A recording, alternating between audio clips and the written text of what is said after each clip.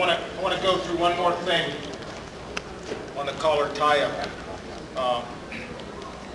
I think that if you have a strategy where you're always pulling your opponent down with the collar tie-up, then that opens up the legs.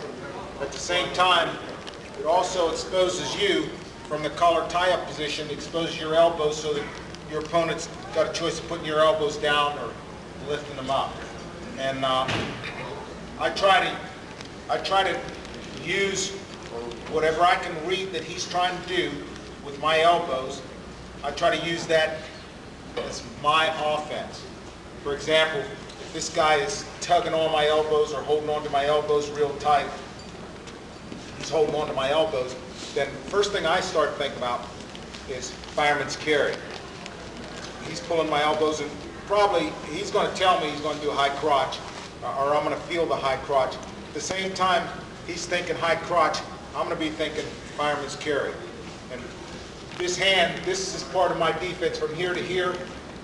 He's got to beat that before he can do anything to my arm. He's got to get this wrist out of this position. And as long as I can keep that wrist in that position, I'm satisfied. My other hand is going to be moving him around. This is blocking here. This is pushing or pulling or turning. So I was doing all these things. At the same time, I put my head into play. Get my head in there, trying to get his head down, get my head in his face, trying to get his head up, or get my head on his shoulder so I push him around. If he's holding on to my elbows, then I'm going to think fireman's carry. The way I set it up is I'll try to pull him down a couple times. Now, when I'm pulling him down, I'm working on my footwork also.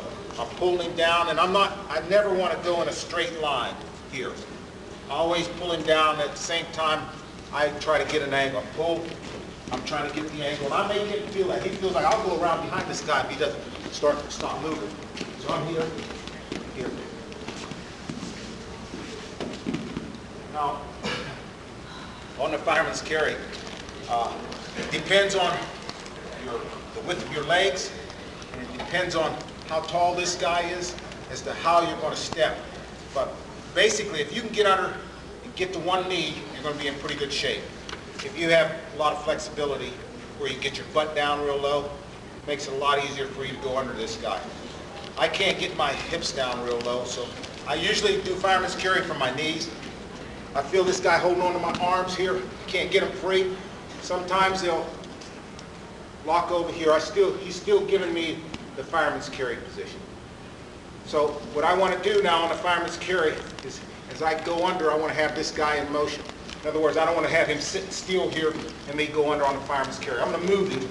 Feet are moving. Fireman's carry. Now,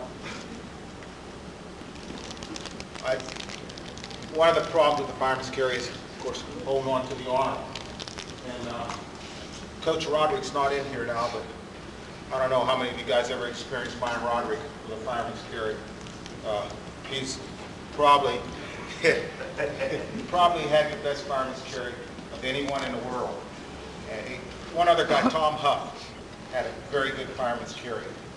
And to this day, Coach Roderick has never ever told me how to hold on to the arm. And that's really the key to the fireman's carry.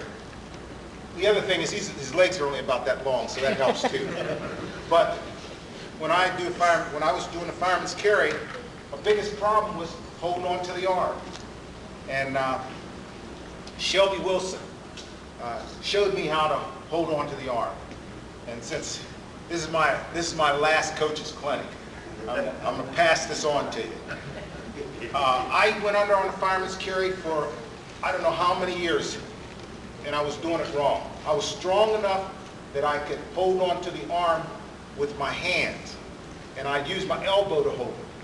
But the key ingredients on the fireman's carry, and Byron Roderick to this day has never ever explained this to me. And I'll bet you that he's never ever explained it to anyone. On the fireman's carry, I used to think you hold the arm with your hand. You hold the arm with the back of your neck and the side of your face. Shelby Wilson told me that. Here's what my problem was on the fireman's carry. I could go under real good. I could get under there real fast and get the leg and everything. When I got under, I never ever felt like I had total control of this arm. because this guy's going to be fighting me, lifting my arm here and giving me a lot of trouble from this position. The whole key to the fireman's carry is what you do with the back of your head and the side of your face. That's how you hold the arm. Back of my head goes back hard. Side of my face presses against my fingers. Pull that out. Pull out. Pull out. Now, that's a pretty good grip on that fireman's carry. When you get a chance, try to hold onto the arm with your hands versus the back of your neck and the side of your face.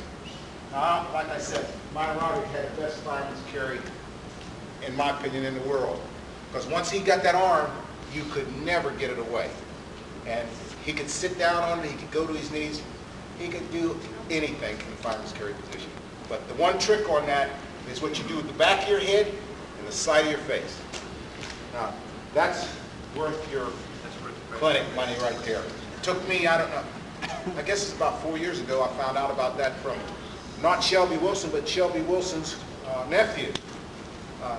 Showed me how to hold on to the arm. And I was in practice teaching the fireman's carry. And he said, Coach, you're not holding the arm right. Who are you? What the hell are you telling me I'm not? Come here, let me show you something. And this was, what was Wilson's name? Jody. Who's the kid who came to Iowa State? Jody Wilson. Jody's the one who showed me how to do the fireman's carry and hold the arm. So anyway, before you leave, get in this position. You don't have to have a good grip on the fireman's.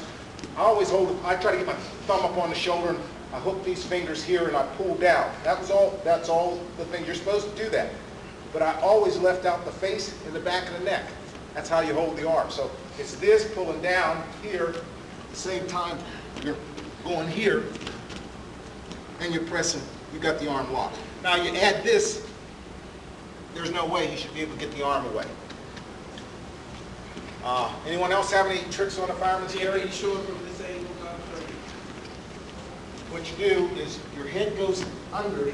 Most guys put their head down. Your head goes back. That's interesting. And press your head against the fingers. I've done that for a kid. That's how you secure the arm. In that